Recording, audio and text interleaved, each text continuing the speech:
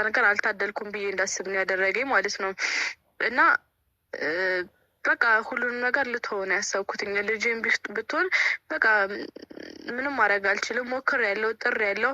ግን ደግሞ በቃ እኔ ለእሷ አላንስም፣ ለእሷ ማንስም ሰው አይደለሁም። ግን ደግሞ በቃ ፍላጎቴ ምን ነበረ? ከእናትም ከአባትም ጋር ደስተኛ ሆና እንድታድግ ነበር የምፈልገው። ግን ደግሞ ያ ነገር ሊሆን አልቻለም እና እኔም በቃ በጣም እየተረበሽኩ ነው። ውስጤ እረፍት ሊያገኝ አልቻለም፣ ሰላም ላገኝ አልቻልኩም። እና ደግሞ የባስ ብዬ በእኔ ምክንያት ወንድሜም ብሩኬም ችግር ውስጥ እንዲገቡ አልፈልግም።